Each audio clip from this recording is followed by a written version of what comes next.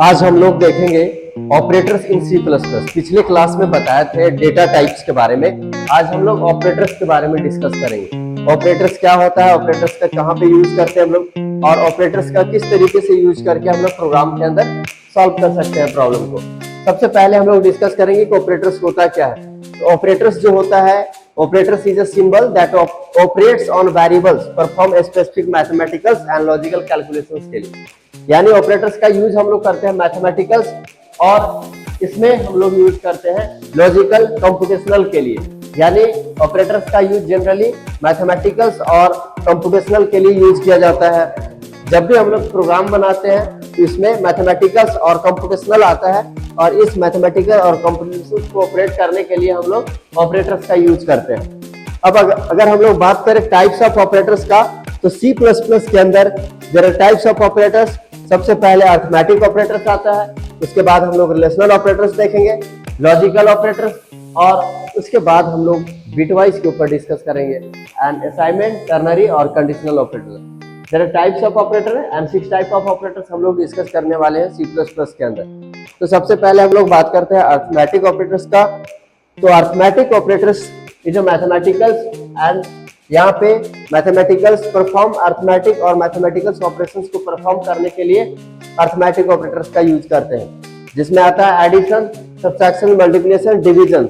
यानी arithmetics operators are included addition, subtraction, multiplication, division और modules. ये सब कुछ हम लोग अरिथमेटिक ऑपरेटर्स के अंदर करते हैं। इसके अलावा अलग से हम लोग इंक्रीमेंट, डिक्रीमेंट ऑपरेटर्स के बारे में भी पढ़ेंगे, लेकिन इससे पहले हम लोग अरिथमेटिक के ऊपर डिस्कस करते हैं।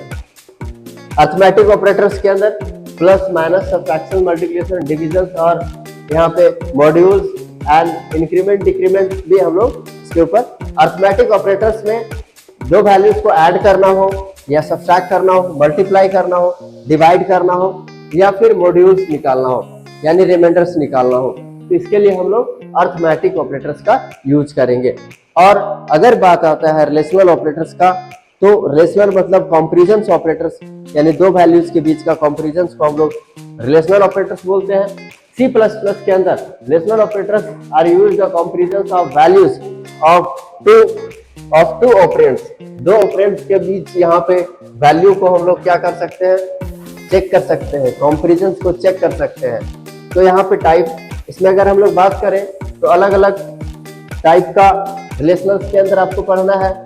Equal to, less than equal to, greater than equal to और नॉट इक्वल टू, ये सब कुछ आपको रिलेशनल ऑपरेटर्स के अंदर पढ़ना है।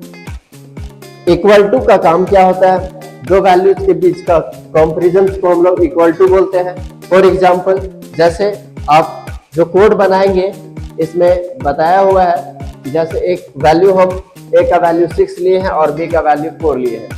अब ये दोनों के अंदर हम लोग कंपैरिजंस यानी दो वैल्यूज के बीच का कंपैरिजंस को देखेंगे, जिसमें दोनों वैल्यूज को क्या कर रहा है, कंपैरिजंस करने का काम कर रहा है। यानी दोनों वैल्यूज के बीच ये क्या कर रहा है, कंपैरिजंस चेक कर रहा है। तो सबसे पहले वैल्यू ए है जिसमें 6 लिया हुआ है, वैल्यू बी है जिसमें 4 लिया हुआ है। क्या ए जो है बी के बराबर है, कंडीशन ट्रू या फॉल्स, तो यहाँ पे कंडीशन फॉल्स हो जाएगा। दूसरा कंडीशन है ए ग्रेटर देन बी, क्या ए बड़ा है बी से, कंडीशन ट्रू या फॉल्स, तो कंडीशन ट्रू हो जाएगा। यानी दो वैल्यूज के बीच रिलेशंस को चेक करने का काम कर रहा है, जिसको हम लोग रिलेशनल ऑपरेटर्स बोलते हैं। और नेक्स्ट इसमें आता है greater than equal to, less than equal to, not equal to, ये सब कुछ रिलेशनल ऑपरेटर्स के अंदर आता है। आउटपुट्स के अंदर यहाँ पे आया 0 1 1 0 0, यानी 0 का मतलब कंडीशन फॉल्स, 1 का मतलब कंडीशन ट्रू, 0 का मतलब कंडीशन फॉल्स एंड 0 का मतलब कंडीशन फॉल्स। तो ये था रिलेशनल ऑपरेटर।